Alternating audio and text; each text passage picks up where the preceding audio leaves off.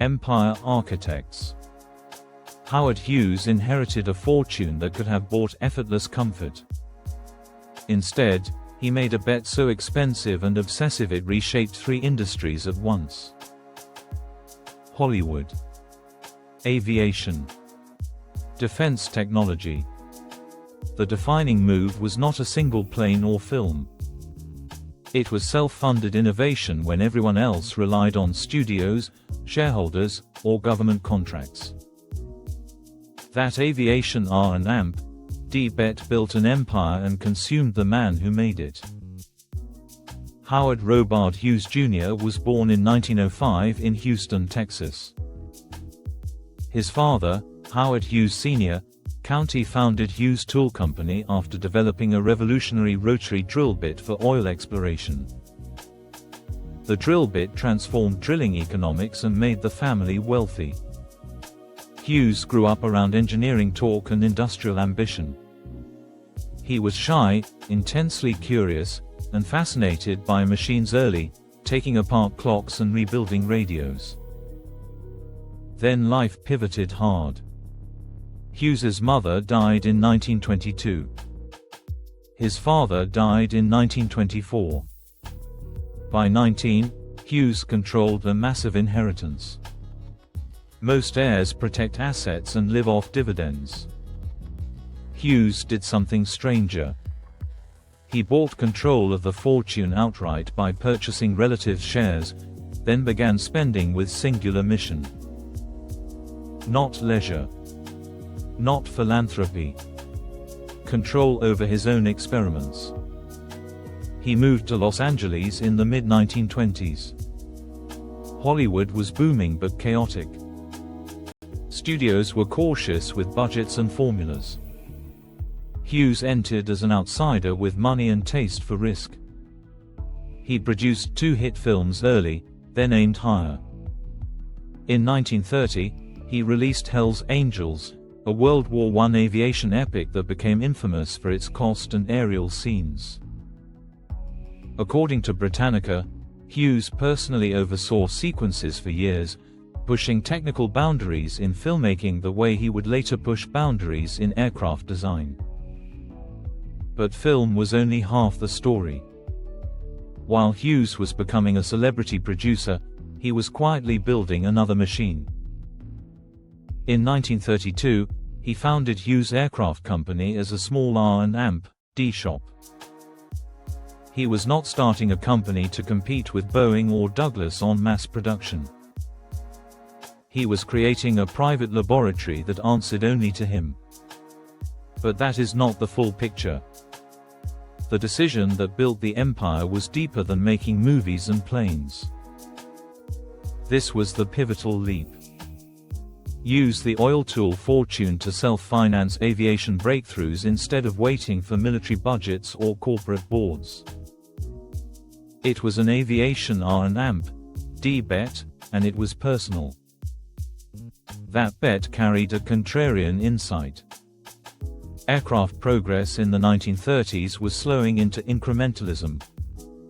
Most manufacturers optimized yesterday's designs. Hughes believed speed and long range were not luxuries. They were the future of air travel and national power. If a plane could outperform everything in the sky, the world would reorient around that technology. Hughes proved it fast. In 1935, he built the Hughes H-1 Racer, a streamlined single-engine aircraft designed for maximum speed. According to Britannica and PBS, Hughes flew it himself and set a world land plane speed record of roughly 352 miles per hour, an astonishing leap for the era. The H-1 did not just break a record. It demonstrated a philosophy. Aerodynamic efficiency, clean design, and obsessive engineering could outpace entire industries. 3 years later, he went bigger. In 1938, Hughes and a small crew flew around the world in a Lockheed 14, completing the trip in about 91 hours, again setting records. The flight was a media spectacle. But underneath, it was marketing for an empire to come. Hughes was showing the public that long-distance air travel could be safe, fast, and glamorous. The deeper move was what those records brought him: credibility and leverage. Hughes was not only designing aircraft. He was positioning himself to control how people moved through the skies. In 1939, Hughes began buying shares of Trans World Airlines. What looked like a rich man's hobby was actually strategic extension of his aviation bet. According to Britannica, he gained controlling influence and used it to modernize the fleet, pushing for faster planes and improved service. He wanted airlines to be showcases for the technology he believed in. If aircraft were the engine of a new era, airlines were the distribution. The pattern was now set. Hughes would not wait for permission. He would buy the platform, fund the technology, and use public spectacle to accelerate adoption. Film had been his first proving ground for control and scale. Aviation became the empire. What happened next surprised everyone. World War II arrived with massive demand for new aircraft. Hughes Aircraft moved into military development. Hughes also took on one of the most controversial projects of the war, building an enormous flying boat meant to transport troops and cargo across the Atlantic. The project became the H-4 Hercules, later nicknamed the Spruce Goose. Critics called it fantasy. Investigators accused him of wasting war funds. Hughes was dragged before a Senate committee in 1947 and humiliated in public hearings. According to PBS and History.com, the controversy nearly destroyed his reputation as an engineer. Hughes responded the way he always did. He turned accusation into performance and proof. On November 2, 1947, he piloted the H-4 himself. It lifted off the water and flew about 1 mile, the first and only flight in its history. The flight lasted barely a minute, but it broke the narrative that he was a fraud. Still, the cost was brutal. The war years magnified his perfectionism into obsession. Injuries from a 1946 plane crash left him in chronic pain. He became increasingly isolated. His controlling nature, once a business advantage, began to close around him. Yet the empire kept expanding. As the post-war world entered the Cold War, the Hughes Aircraft bet matured into something larger than speed records. According to Britannica, Hughes Aircraft became a major defense and aerospace contractor, developing advanced radar systems, missiles, and electronics. The company's research culture carried Hughes's fingerprints: relentless testing, high budgets, secrecy, and demand for performance above all. At the same time, Hughes's airline ambitions grew complicated. He fought with regulators and banks over TWA financing and control. His push for cutting-edge fleets was visionary, but his need for personal dominance slowed decisions. He eventually sold his stake, exiting with a large payout, but leaving behind a cautionary lesson about control as both weapon and trap. Even as his public life narrowed, his corporate influence widened. Hughes's businesses spanned tools, aircraft, airlines, film studios, and real estate. The core was always the same. Use private capital for extreme innovation. Keep decision-making centralized. Move faster than institutions could tolerate. The empire outgrew the man.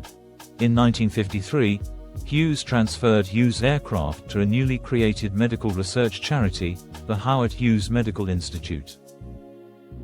Britannica notes this created a long-term structure that let the aircraft business keep operating while generating funds for science.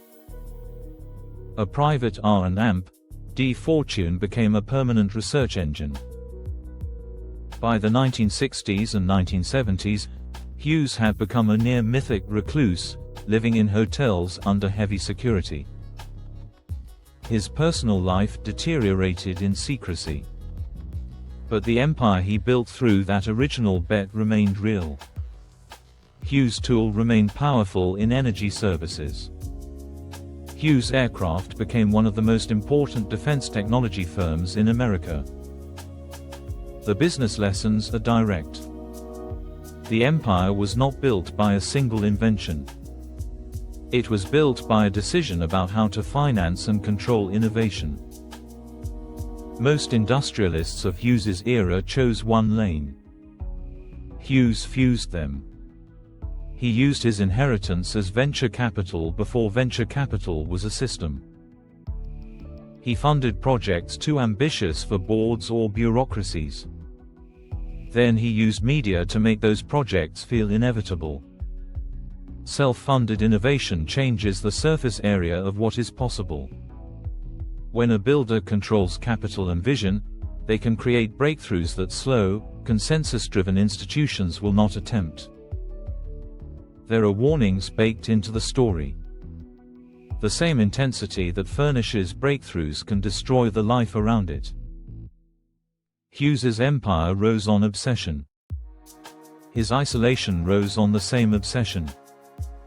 The takeaway is not to copy the excess. It is to understand the mechanism. Capital plus control plus a clear performance thesis can bend industries. But only if the human behind the system remains steady enough to steer it. Can this work today? Absolutely. Modern builders like Elon Musk follow similar patterns: self-funded R&D, vertical integration, media spectacle to accelerate adoption. The tools have changed. The logic has not. Howard Hughes's Aviation R&D bet started as a teenager refusing to be a passive heir. It became speed records no one believed possible. It became a private aircraft laboratory. It became control of an airline platform. It became defense innovations that shaped a century. The empire was built by choosing to fund the future directly, then demanding it arrive early. If you enjoyed learning about this empire builder's journey and you're interested in building your own empire, there's something you need to know. Howard Hughes and 78% of the Forbes 400 use a specific strategy to build massive businesses and multiply their wealth systematically. But here's what most people miss: there's a pattern. A strategy hiding in plain sight. The Forbes 400 know it. They exploit it. They've built fortunes with it. And it's been hidden from mainstream business education for decades. First link in the description reveals what the titans of industry don't talk about publicly. Watch it next. 10 minutes that could change everything.